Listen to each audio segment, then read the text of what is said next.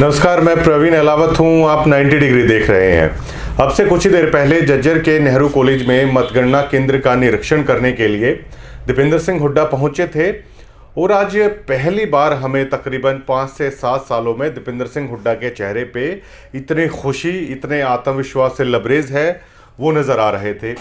मेरे साथ में इस वक्त संजय भाटिया जी हैं, जो नेहरू कॉलेज में उस वक्त मौजूद थे जब दीपेंद्र सिंह हुड्डा निरीक्षण कर रहे थे। और काफ़ी देर तक जैसे ही दीपेंद्र सिंह हुड्डा ने नेहरू कॉलेज में एंट्री ली थी तो भाटिया जी पर्सनली दीपेंद्र सिंह हुड्डा से काफ़ी देर तक बातचीत करते हुए भी वो नज़र आए थे।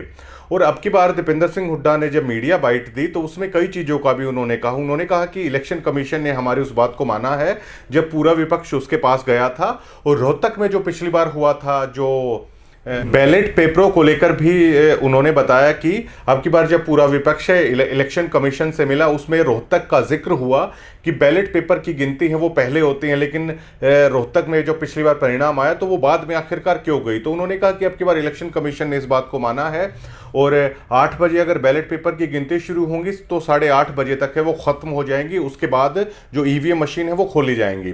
तो काफ़ी कुछ ऐसी बात थी। और जाते जाते खास तौर से जो यूथ कांग्रेस के पूर्व अध्यक्ष थे दीपक धनखड़, खास तौर से उन्हें कहा कि यूथ की टीम को लेके आपकी बार पूरी तरीके से मजबूत रहना है और बिल्कुल रिलैक्स होकर प्रत्येक कार्यकर्ता से वो बात करते हुए नजर आए। और इतना आत्मविश्वास में थे जब उन्हें बोला गीता भुक्कल जी ने कि चलिए स्ट्रांग रूम का निरीक्षण एक बार कर लेते हैं, तो दीपेंद्र हुड्डा ने कहा कि वैसे तो आप लोगों पे भरोसा है, तो उसके बाद वो गए।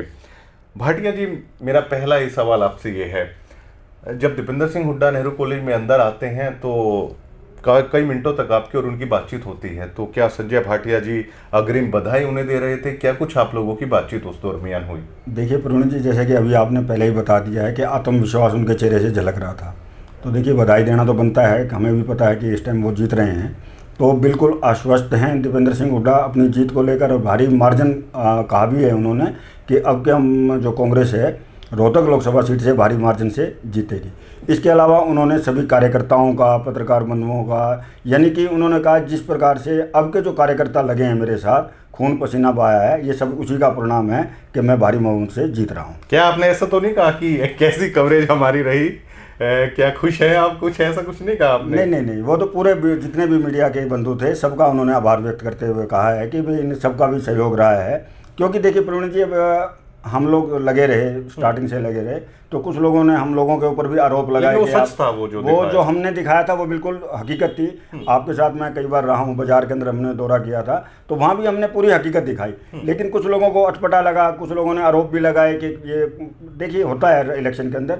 लेकिन हमने जो भी दिखाया था, मैंने पहले भी आपको बताया था कि जो दिखेगा वो बिकेगा। दीपेंद्र हुड्डा दिखे बाजार में और गांव के अंदर, और वो आज परिणाम है कि आज वो बिल्कुल आश्वस्त नजर आ रहे हैं अपनी जीत को लेकर। ये दावा और करके गए हैं कि सुबह के लड्डू रोहतक में खाएंगे, हाँ, और फिर दोपहर के लड्डू हैं वो झज्जर में खाएंगे, तो शाम के फिर कोसली में खाएंगे। ये बड़ा दावा भी वो करके गए। तो कल शायद वो कह गए हैं कि लड्डू हैं वो हमें बांटने हैं, तो लड्डुओं की काफी शायद बिक्री होने वाली है वो। हाँ जी, बिल्कुल वो कह के गए हैं कार्यकर्ताओं के, लड्डू अपना तैयार रखिए और मैं खाने आऊंगा, ये कहा है। प्रेस को भी कहा है ये कि दोपहर का लड्डू झज्जर में खाएंगे, आप तैयार रखना जी। तो आप तैयार हैं? हम बिल्कुल तैयार हैं जी, इस टाइम तो हम बिल्कुल निश्चिंत हैं। जबकि जब सांसद हैं, देखिए सर्वे आप लोग भी कर रहे हैं, सर्वे हम लोग भी कर रहे हैं, अधिकांश लोग सर्वे कर रहे हैं। पहले हमारे सर्वे को झुठलाया जा रहा था, कोसली को एक हवा बनाया गया था, लेकिन कोसली के वास्तव में प्रवीण जी मैं दिल से आभार प्रकट करूंगा कि जिस प्रकार से हवा बनाया गया था, लेकिन कोसली का जो मतदाता वाकई में समझदार निकला।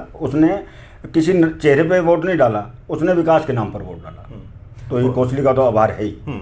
जब हम लोग सवाल कर रहे थे तो ये भी कह रहे थे कि ऐसा पहली बार है कि सत्ता उनकी है, पोलिंग एजेंट बाकायदा उनके बैठे होते हैं, और कहीं ना कहीं ये सरकार कह रही है कि बोगस पोलिंग है वो हुई है। तो कहीं ना कहीं इसको लेकर भी वो कलई खोलते हुए नजर आए कि सत्ता चलाना शायद इनके बस की बात नहीं है। आपको क्या लग रहा है? अब ये देखिए बोगस वोट की बात आई थी। अब ये ना थोड़ा बीजेपी बड़ी पार्टी है, बहुत बड़ा राजनीतिक दल है। अब उनके जो मुख्यमंत्री स्तर के सुपर सीएम ये कह रहे हैं कि बोगस वोटिंग हुई है, छोटा कार्यकर्ता है। अब ये आम आदमी के अंदर भी ये चर्चा का विषय बना हुआ है कि सरकार उनकी, प्रशासन उनका, पुलिस उनकी, उसके बावजूद अगर बोगस वोटिंग हुई है तो किसका फेलियर है? सरकार का फेलियर है। और जबकि इलेक्शन कमीशन आज अपनी प्रेस कॉन्फ्रेंस में कहता है कि देश में ये पहला ऐसा चुनाव हुआ है जिसमें मतलब सबसे कम या कहें कि बोगस पोलिंग हुई है, सबसे शांति प्रिय चुनाव ये हुआ है। और दीपेंद्र हुड्डा ने भी कहा कि रोहतक में किसी भी बूथ पे ऐसी नौबत नहीं आई कि रिपोलिंग होनी चाहिए। तो कहीं ना कहीं भाटिया जी ऐसी बातें कह के जैसे कृष्ण मूर्ति हुड्डा जी ने कहा, मुख्यमंत्री पूर्व मुख्यमंत्री वो कह रहे हैं, तो क्या आपको नहीं लगता ऐसे बयानों से वो खुद की फजीहत की तरफ ही शायद पार्टी को ले जाते हुए नजर आ रहे हैं? आपने कृष्ण मूर्ति हुड्डा जी का जिक्र किया है, इनको बड़े उत्साह के साथ लाया गया था बीजेपी में कि 1 किलो के अंदर बड़ा धमाका करेंगे, लेकिन वो धमाका फुस निकला। अब कृष्ण मूर्ति हुड्डा अपनी इज्जत को बचाने के लिए इस प्रकार का आरोप लगा रहे हैं। सबसे पहले कृष्ण मूर्ति हुड्डा जी ने ये स्टार्ट किया था, तो उसके पश्चात अब पूर्व मुख्यमंत्री हैं मनोहर लाल खट्टर जी, उनका भी ये कहना था। कांग्रेस ये बीजेपी के जितने भी लीडर हैं, अब उनका एक ही स्वर आ रहा है कि बोगस मतदान हुआ है, और जबकि इसका कोई औचित्य है ही नहीं। आम जनता में इसमें कोई फायदा नहीं दिखाई दे रहा इस बयान के बाद, बल्कि बीजेपी पार्टी की जगहसाही और हो रही है इस बयान से।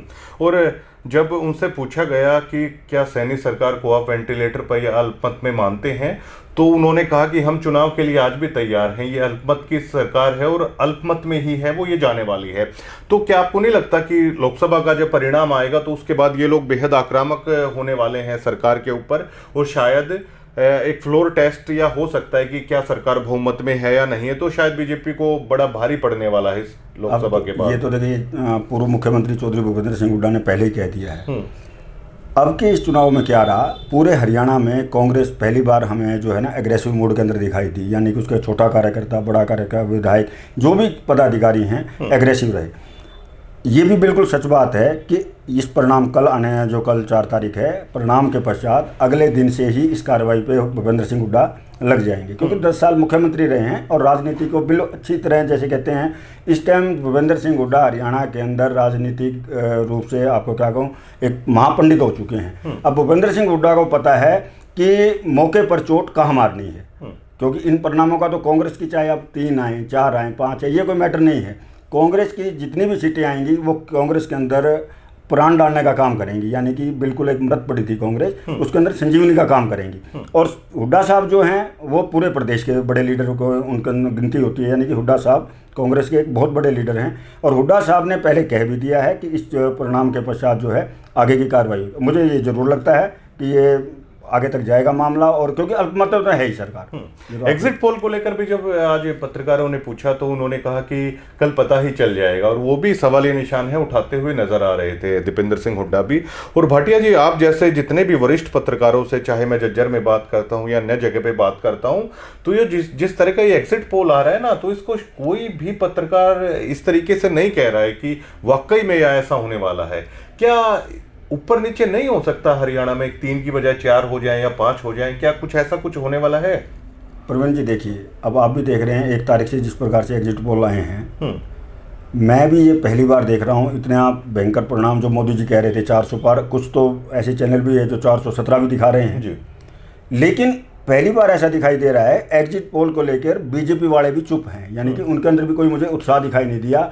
भीतर ही भीतर शायद उनको भी पता है कि ये परिणाम जो है बदल भी सकते हैं, यानी कि बीजेपी वाले भी मान रहे हैं। देखिए कांग्रेस तो कई विपक्ष में है कि भाई नकली हैं या असली आएंगे, लेकिन पहली बार आप भी पत्रकार हैं, आप भी देख रहे होंगे किसी भी बड़े नेता का, कार्यकर्ता का ऐसा कोई, पहले जैसे छाती ठोक के कहते थे कि हाँ भी बिल्कुल सच है, लेकिन अब वो दबी जबान के अंदर कह रहे हैं कि भाई कुछ भी उल्ट फेर, मतलब उनको भी इतना कॉन्फिडेंस नहीं है कि वो 400, अब वो क्या कहते हैं कि भी 315 भी आ सकती है, यानी कि 400 तक तो कोई भी बीजेपी का कार्यकर्ता भी मानने को तैयार नहीं है।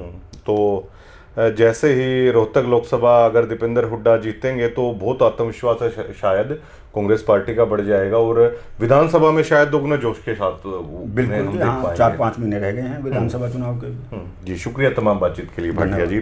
तो आज भाटिया जी ने तो अंतिम अग्रिम बधाई है वो दीपेंद्र सिंह हुड्डा को देते हुए वो नजर आए, और दीपेंद्र सिंह हुड्डा ने एक चीज और कही है कि सुबह के लड्डू रोहतक में, दोपहर के लड्डू झज्जर में, और शाम के लड्डू फिर जाहिर तौर पर है वो कोसली में होने वाले हैं। तो कल शायद लड्डू हैं वो थोड़े पड़ने वाले हैं, और आप भी इस बात को दर्शक भी नोट कर लीजिएगा कि दीपेंद्र हुड्डा ने बर्फियों के लिए नहीं कहा है, दीपेंद्र सिंह हुड्डा ने लड्डुओं के लिए कहा है। लेकिन शायद 5 से 7 सालों में अगर मैं खुद का पॉइंट ऑफ व्यू बताऊं तो पहली बार मैंने दीपेंद्र सिंह हुड्डा के चेहरे पर इतना आत्मविश्वास, इतनी खुशी है और बाकायदा विक्ट्री साइन है आज वो नेहरू कॉलेज के बाहर है, वो बना के गए हैं और साथ ही साथ प्रॉपर पूरी तरीके से हर चीज़ को कार्यकर्ता को समझा के गए हैं, हर चीज़ का प्रॉपर तरीके से निरीक्षण करके गए हैं, स्ट्रॉन्ग रूम का निरीक्षण करके गए हैं, बाकायदा सारी चीज़ों को देखा है कि बेरी के पोलिंग एजेंट कहाँ बैठेंगे, जज्जर के कहाँ बैठेंगे, बहादुरगढ़ के कहाँ बैठेंगे, बादली के कहाँ बैठेंगे। और आज जज्जर से विधायक गीता भुक्कल भी उनके साथ थी और बड़ा हंसी खुशी कार्यकर्ताओं के साथ बातचीत है आज उन्होंने की, प्रेस के साथियों के साथ है आज पूरा वक्त दे के उन्होंने बातचीत की। तो बिल्कुल ये लग रहा है कि कल दीपेंद्र सिंह हुड्डा के नाम के लड्डू हैं वो बंटने वाले हैं। शुक्रिया।